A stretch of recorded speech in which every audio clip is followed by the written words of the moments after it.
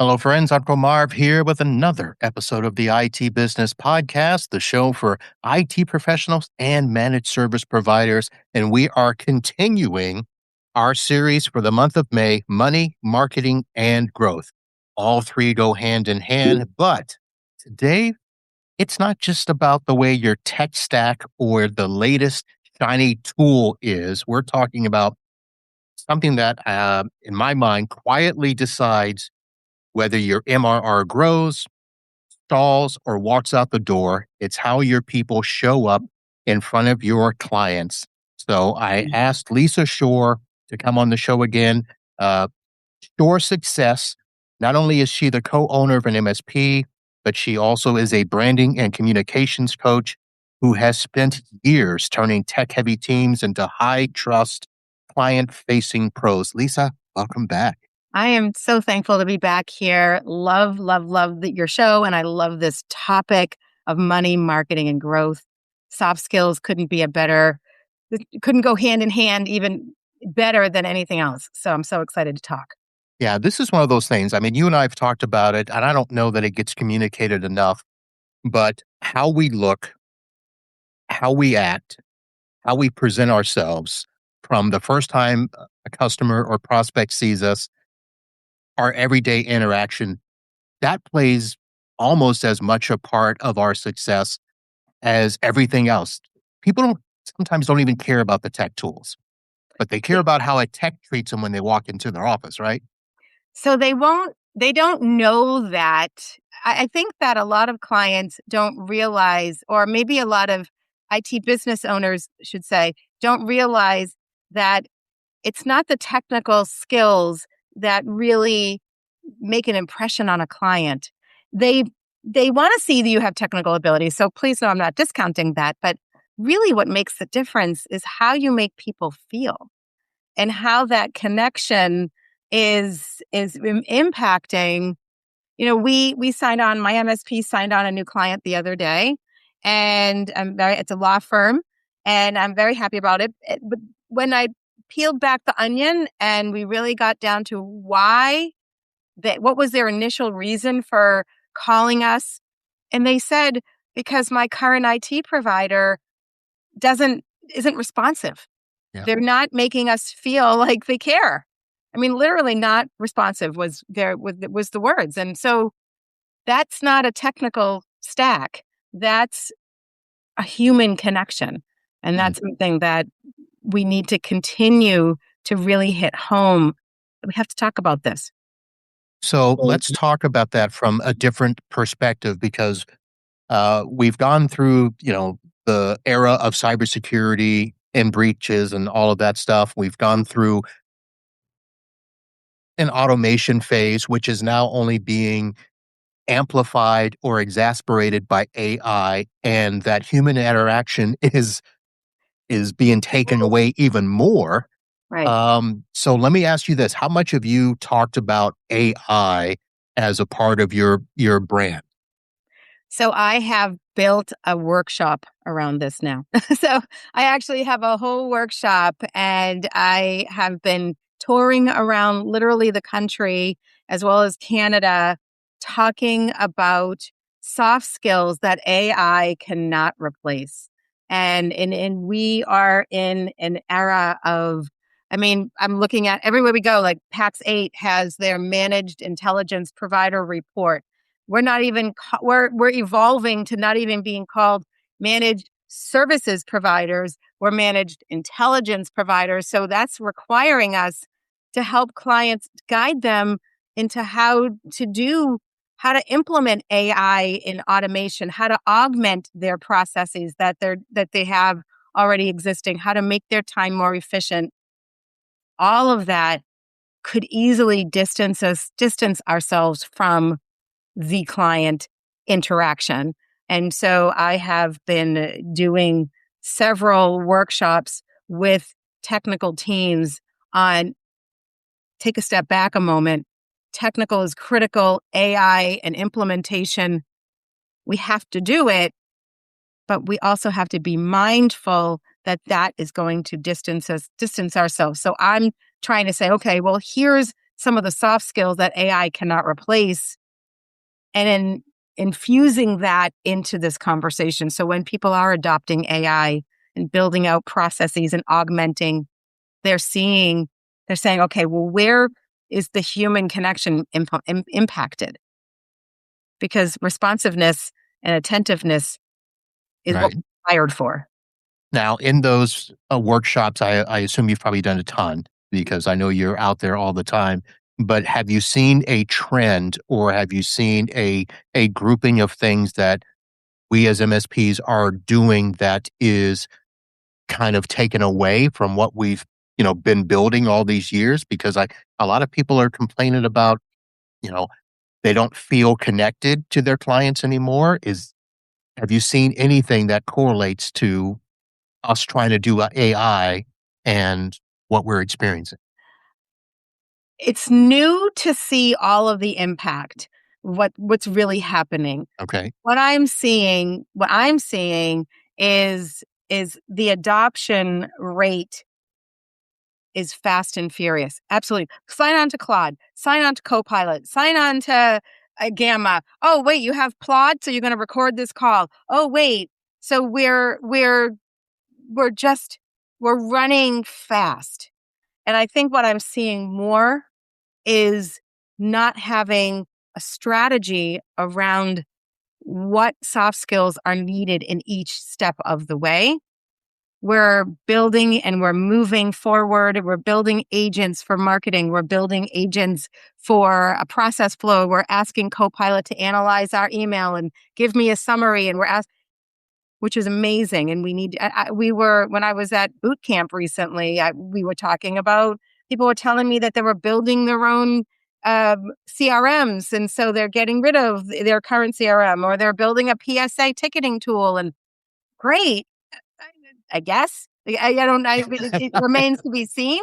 But what about the human connection? Where does that support your human connection versus is it going? And also, you're building all of this. When are you spending the time doing what we can call QBRs, or not employee, team business, strategy business review meetings? Excuse me, I'm thinking on the fly here. But we need to also, while we're building out AI, we also can't forget that we need client maintenance. We need client touch. We need to have client meetings. You can't be everywhere. So are those critical QBRs, quality business meetings, quarterly business meetings, strategic business meetings, technical business meetings, whatever you call them, meeting with your clients, at the expense of getting lost, at the expense because you're building and Right. you're exploring and expanding. And so that's where I'm seeing more concern. It's great that you're Right. spending all this time building and creating and exploring AI, but are you doing it at the expense of learning what's happening in your client offices? So that leads me to a question that I think. So I've only partially addressed this myself because I'm in that same boat. I'm like, how can I use AI to make my business more efficient? I've got customers that have already asked about it. Mhm. And I've got one in particular where we actually had to go back and tell them, AI can't help you because your office, you know, procedures and your office, you know, um, framework and stuff, their data is all messed up and said, you got to get all this cleaned up before you can ask AI to start helping because AI doesn't know where to look for stuff. But that Right. leads me to the question of one of the things I see us doing is we're just implementing stuff to implementing as opposed to putting together a framework with Right. which to start. So are you helping people at least, put together a starting framework with, you know, maybe compartmentalizing what AI things to implement? You talked about the why. Why are we implementing them? But what is guiding us? I think we have this discussion often around, where is your data held? How is AI going to be able to pull that data so that it is helpful and efficient? And you're not alone in saying to a client, you've got data in 6 directions. you either need one central composite, one central place where AI can pull from, or you build it into the instructions. If you're building an agent for marketing, a ghostwriter, for example, we've actually been doing a lot of that in my MSP. We've held 2 lunch and learns with clients as a great client relationship builder. And so everybody out there, this is a great marketing idea as a relationship builder, but also to start getting our clients using AI. And of course, we have a slide, a really critical component of the workshop to say, it's not, you have to be careful what you're uploading. And, we talk about security parameters. We have a whole conversation about that. But we're teaching them how to build an agent, what data to pull from, how to parse that through. And how to not, support building the model, the bigger LLM models and all that. Right. But in terms of really helping clients strategy and really creating that framework, yes, we're starting with, okay, well, what do you have? Let's look at some of the processes that you're doing. A lot of it stems in the beginning around analysis. What kind of data analysis can we pull from what you have? And that's a great place to start, is analysis. Give me a summary, or give me, I'm about to go into a meeting. Give me 5 talking points that you'd like me to see here, that kind of stuff. But the other piece we have to really talk about with our clients and communicate, and this is again where soft skills are critical, is what are you uploading, and having some parameters around that. Private information, client information. If you're a medical office, you've got HIPAA compliance you have to think about. You have to FINRA, if you're a financial firm, FINRA, and some of those compliance needs, and being very mindful of that. All right. So we just spent, 10 minutes talking about technical stuff, which, you're a branded image consultant and stuff. So how do we translate that into what we're doing with our automation and AI and correct the very thing we were talking about, of losing the human touch? The first question, and I build this into my workshop, is ask. Well, first of all, it's a mindset. We have to have a mindset. I'm so glad we're talking about this. And I hope everybody who's listening walks away today asking a critical question. Does this AI that I'm implementing strengthen or weaken the client relationship? Ask that question first. Does it strengthen, or does it distance ourselves, which could potentially weaken the relationship? What will it do? And that's a critical component to then saying, well, if it seems like it's going to weaken, like, okay, well, I'm going to have clients do their own password resets. They're not going to need to call me anymore. They're just going to log in. They'll talk to a chatbot or however it works. Okay, well, now the MSP has lost a little bit of touch with the client. So how are you going to make it up in other ways? How are you going to show? And that's going to have to be through meeting with them and scheduling time to meet with them, or scheduling opportunities to do client appreciation events, do the lunch and learns like we're doing, and doing small components and micro learning, so you still stay connected with your clients. They need to see that you're still available and you can still connect with them. Who likes being put, calling a vendor and then having to talk to a chatbot? And then, and then you never get it right because you're asking a question. Oh, I don't have the answer to that. Or do you mean this? Or do you mean this? And you and I were chatting about that, right? I was going to say, you did. My show last night, I did a rant on this very thing as a tech, calling a tech company, wanting to, find out about a product, talk to somebody. And basically, I got redirected to a virtual agent. And I'm like, why? You did that already. You're a technical person. Yeah. You know how to call tech support. So, yeah. I don't, and so that's where leadership comes in. So that begs the conversation of leadership and what tone is leadership setting for process of how someone gets transferred throughout their company. And at what point do they get escalated? And where was it okay to escalate that they thought they were to another chatbot? You had a human voice for a reason. Where did they think that it was okay to escalate to a chatbot and saying, why was that chatbot going to answer a question that a human couldn't? Right. So that's a problem. That's Well, the other problem too is, and we probably got a little off track, but in my mind, it's like I can go through a chatbot, but I've yes, got questions that I know a virtual agent isn't going to be able to answer.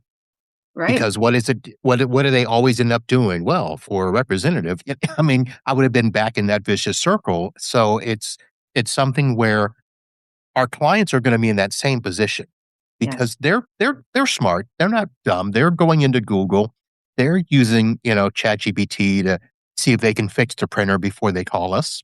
right. So Yeah. that critical thinking aspect is something that I think we need to keep in mind. Yeah, we can use it to make automation better and more efficient, but we can't stop talking to people. We can't stop. And I love that you said critical thinking because this is one of the risks of AI adoption and reliance on AI. So a lot of people are starting to use AI, and I'll just give a very easy example, and that's social media. You can tell often when AI wrote a new or a post, or maybe it's a newsletter. You can see it, and what maybe someone who used to be a great writer is now just relying and using AI as a crutch. And that's we're going to lose our critical thinking and our ability. And so that becomes a risk to credibility and to relationship building. I mean, AI, there's a few in my workshop, I talk about a couple of key soft skills that AI cannot replace. And one of them is empathy. And had that vendor yesterday or the other day when you called had any sense of empathy for you, they would have said, I don't have the answer, but let me talk to a couple of my colleagues and get back to you. Or let me put you on hold and let me see if I can get you that answer. Instead, they put you over to a non-emotional computer Yeah, that and it's maybe it's not going to, maybe the answer isn't in their LLM. Maybe it wasn't already fed in. And how do you know? You just don't know. But right. empathy is one of them. And then being adaptability to when clients have change in their organization, whether it's a cloud migration, and that's a big change for someone who's used to an on-premise network, and now you're telling them, trust the cloud. AI might say, let me get this all set up. But that's not going to, it's going to be very robotic where Yeah, you have an opportunity as an engineer, as an owner, as a account manager to put that client at ease and to say, hey, we've done hundreds or thousands of migrations. We've been around 34 years. This is what you're going to experience. This is what you'll feel. This is some of the downtime that may happen. These are some of the questions we're going to ask, but we'll be with you every step of the way. yeah. How beautiful is that? It sounds wonderful. Wish you'd have taken my call the other day. Me too. I would have directed you different. So let me change gears here because I want to make sure we get a good discussion in on this next question. When we talk about the soft skills, we talk about the branding, the imaging and stuff. Do you have anything you can tell us about what the successful ones have done? Maybe some client stories you have that, it's one thing that, we lowered our pricing or we got a new client to onboard at full price or whatever. But, do you have any stories around, maybe out of your book, that you launched that people Mhm. said, hey, I read your book and this helped me get this client or whatever. Do you have any examples of that? So I had a client who was very nervous and skittish about hosting a quarterly business review meeting with a client. They held very few of them, and they were very nervous, and they had to ask for a massive price increase. The price increase they hadn't asked in years, and truthfully, it's a very difficult conversation to have. And it's nerve-wracking because, well, think about all the different scenarios, right? They could be leaving you, they don't want to pay it, maybe they don't see your value, all the scenarios that run through your head. But we coached through it. We talked about tone of voice, we talked about the language to use, and they got that price increase. They got exactly what they asked for the price increase, which was really wonderful. And had they kept in their head that the client wasn't going to be responsive, they were not going to be happy, they weren't going to do it, they're going to leave us, but instead we walked through, first of all, booking the meeting. That's half the battle, is getting it on the calendar. And then secondly, how to approach the meeting, having a process. We role played how to say it, what to say, what some of the objections and some of the scenarios could be. And so then that then led to multiple quarterly business review meetings that surrounded around having to ask for price increases because they hadn't done it in years. And our prices go up as an emit, right? All of our vendors are charging more. Our employees need raises.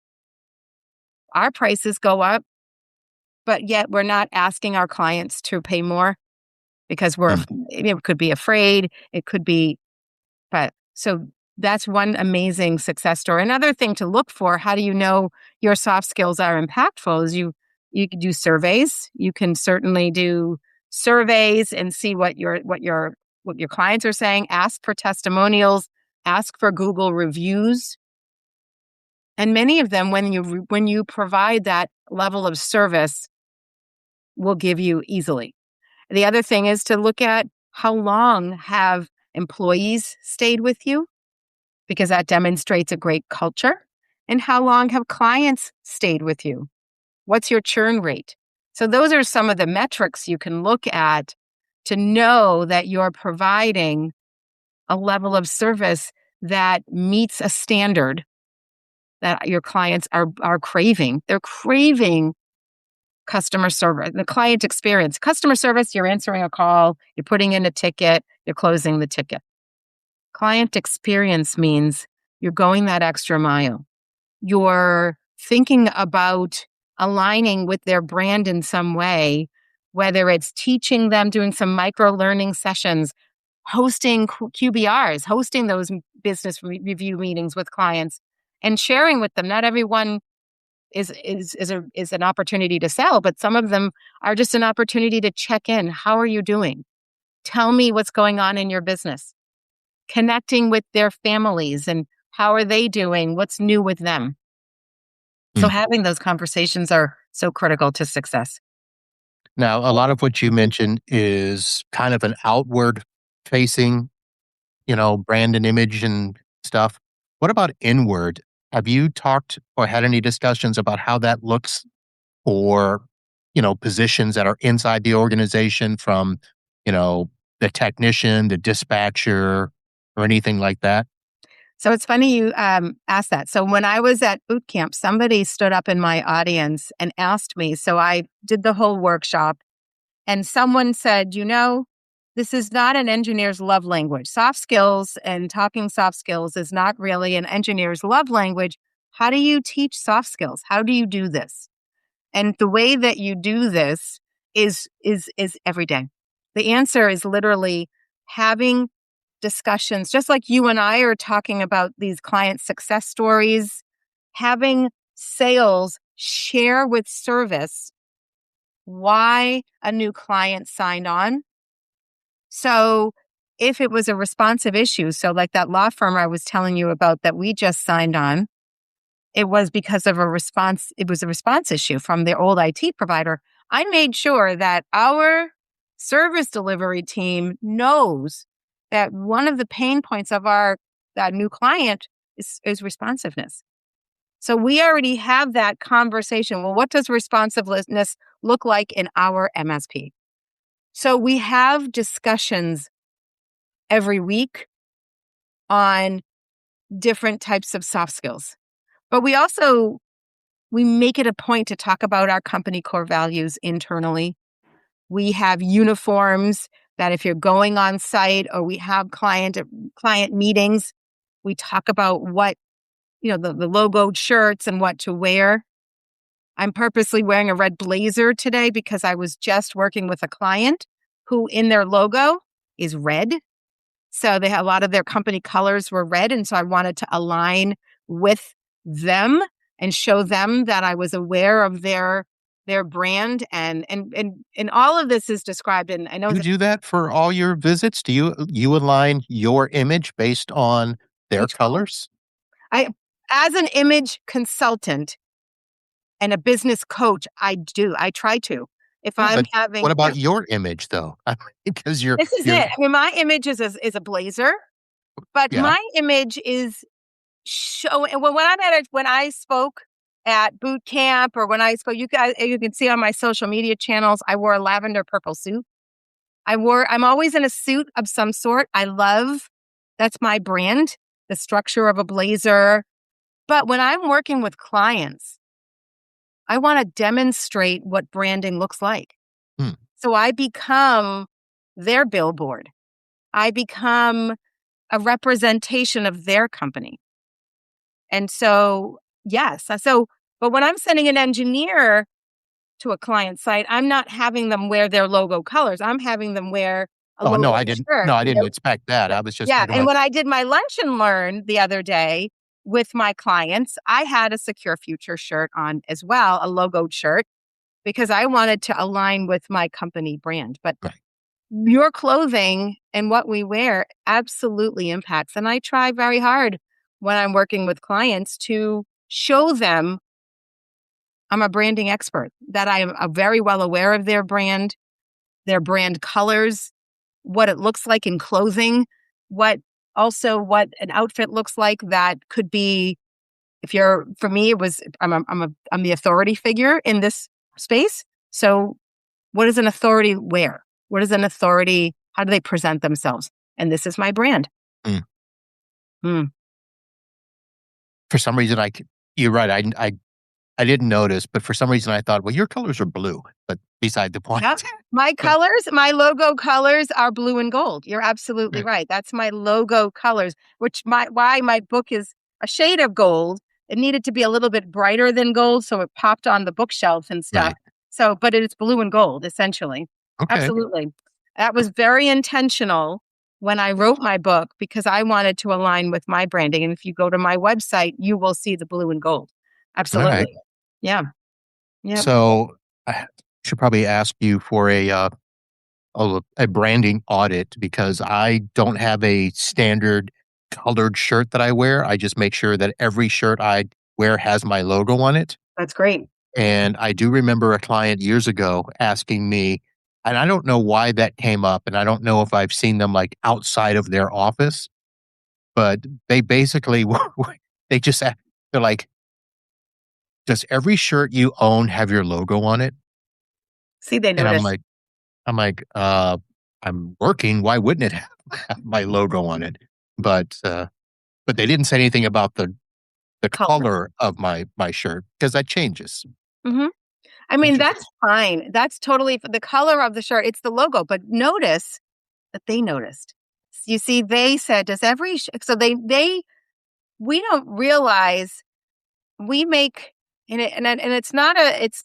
I say this with love, but we make value judgments based on what we see, and those judgments come up based on our upbringing, based on our surroundings, based on how we were trained, our family dynamics, a lot, even the places within the country, the regions of the country where we live, create those perceptions.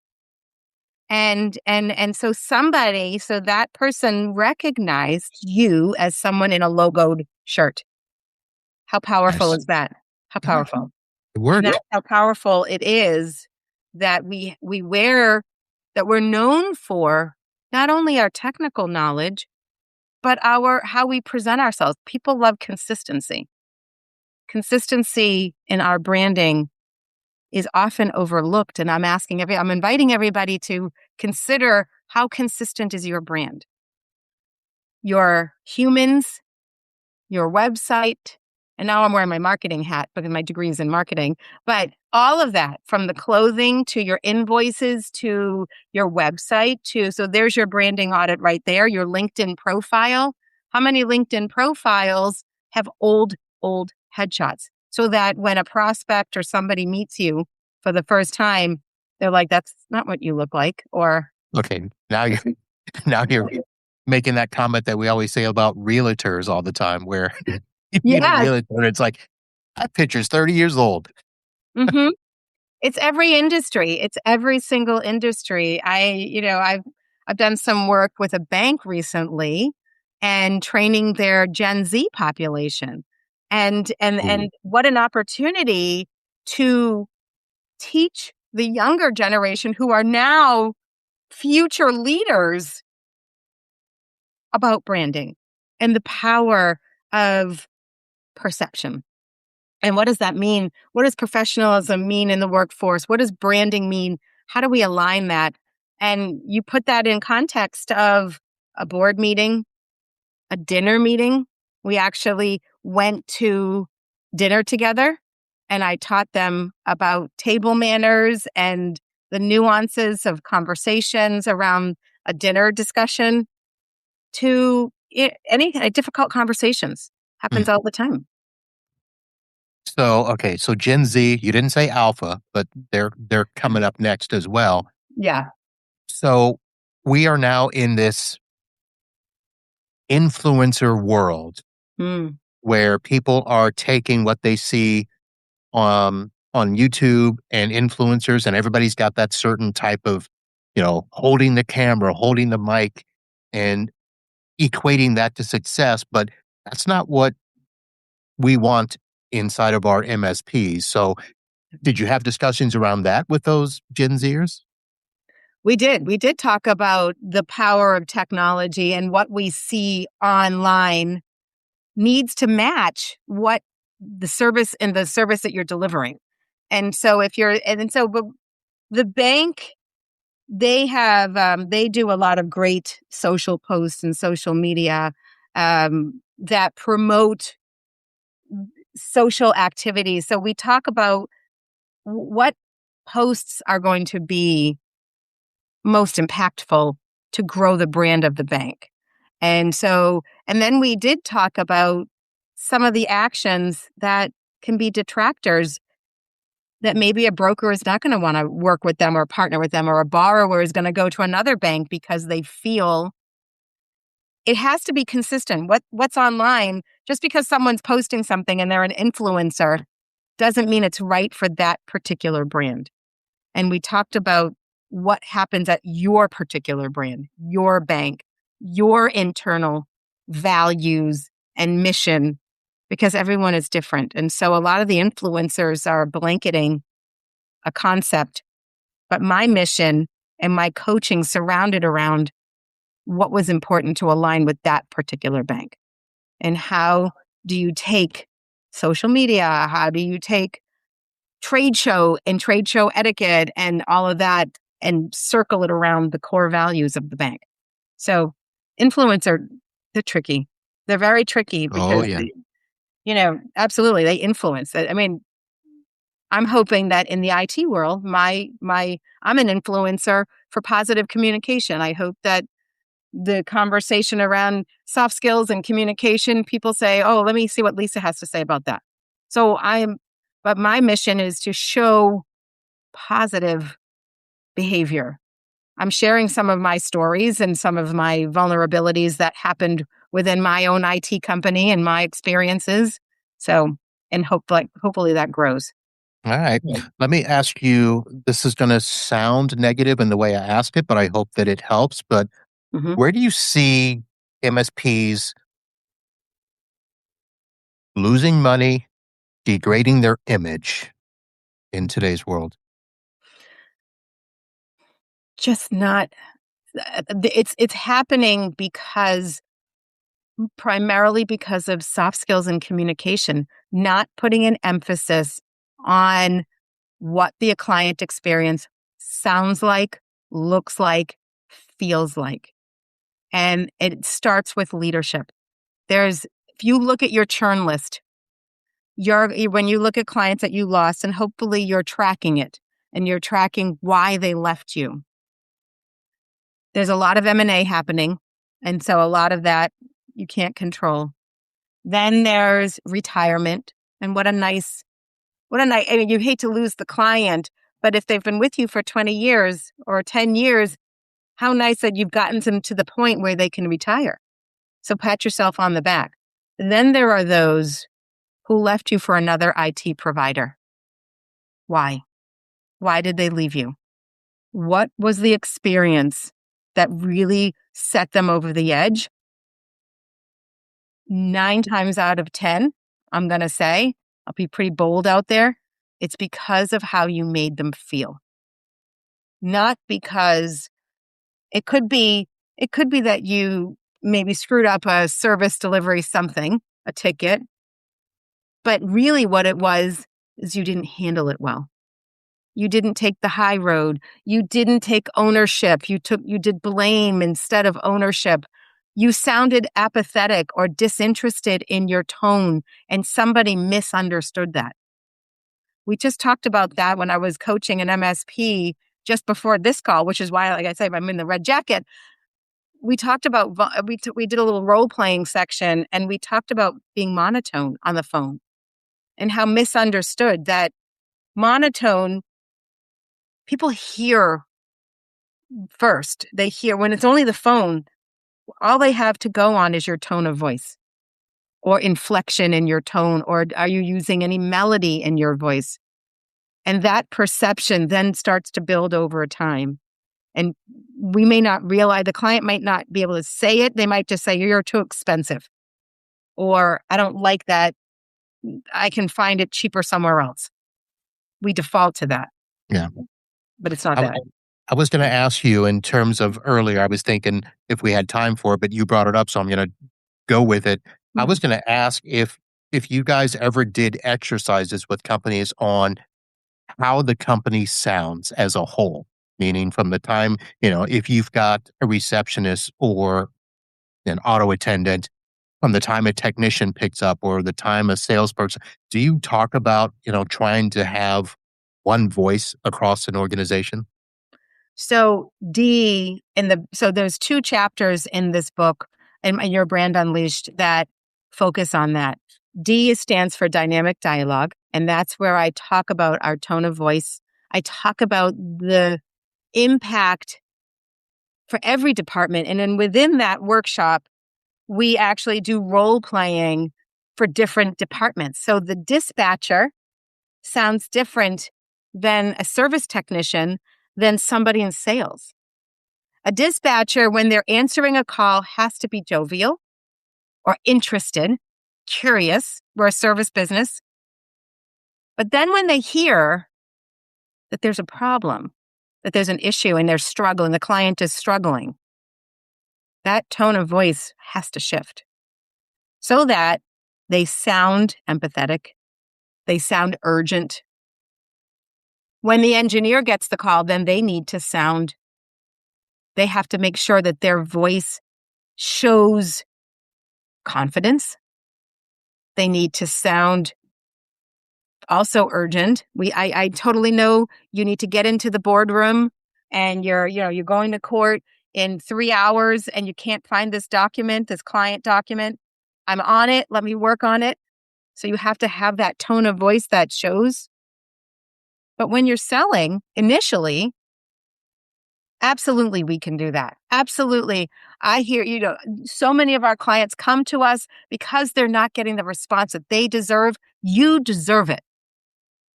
Now you have conviction in your voice. Yeah. So your voice per department absolutely varies. And it needs to, and that's a tricky thing. As an engineer, we're trained to fix, not to guide, but as the evolution is happening and as AI and this evolution of really becoming that trusted advisor, we have to be advisors. So that means we have to now shift our language, our vocals into what that means. And so each client is different. The energy of each client, some clients are jovial and you got to meet them there. Some clients are very monotone and so you have to meet them there. So it's a tricky thing to hear It it is. and identify it in yourself because you're running fast. Yep. You guys are running fast. I get it. I mean, I'm almost 30 years in owning an MSP. I've seen the run, and then the ticket queue, which has 10 tickets in it, and there's so much to do. The last thing you want to think about is, oh my God, I have to vary my voice now. I have to be friendly. I've got so much on my plate. I don't want to do that. So I You get take it. this call. You be friendly. You be friendly. You do it. I don't want to do it. So I empathize with that. Right. I mean, yeah. 100%. All right. We got a couple minutes here. So I want to make sure I mentioned at the beginning, Shorr Success, the name of your company, shorrsuccess.com. Your book, It's Time to Unleash Your Brand. We didn't talk about it much, but let me give you a quick elevator pitch amount of time to talk about that. This book is a guidebook. You either bring me in personally to coach you or start with the book. And this book is step by step, all of the different strategies that I use to coach a business owner and their teams on how to build lasting client loyalty. It's not something that just is a one and done workshop, everybody. It is something that is a consistent effort. And this is full of, I call them success exercises and success tips to make sure that you run a successful business focused on communication first, service delivery first, and then technical second. And that's what will enable us to continue to grow and thrive and compete and stand out so that clients stay with us and they're not looking for the next IT provider that's responsive to their needs. You be that you be that person, you be that provider. Fantastic. And folks, check the show notes for the links to her place. Because if you go look her up and you don't spell Shorr correctly, because AI will spell her name wrong. It is Shorr. Right. Not shore like the shoreline. So I do her love up. the beach. I do love the beach. It's just fantastic. All right, Lisa, thank you very much. And thank you, folks, for tuning in for this episode of the Money Marketing and Growth Series. We are doing this all May. And if you've been listening and you're thinking our stack is solid, but it's not a soft skill, you need to make it work. So your client experience is hit or miss. And Lisa explained that to us. She explained we've always talked about before, your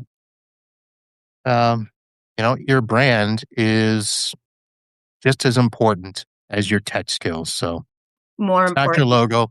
It's not your logo. It's your behavior, right? Yep. I would say 60-40. Your technical skills are critical to be able to do the implementations and all of that. But it's our ability to master that relationship and maintain that trust that will then enable you to do the technical stuff that you love so very much.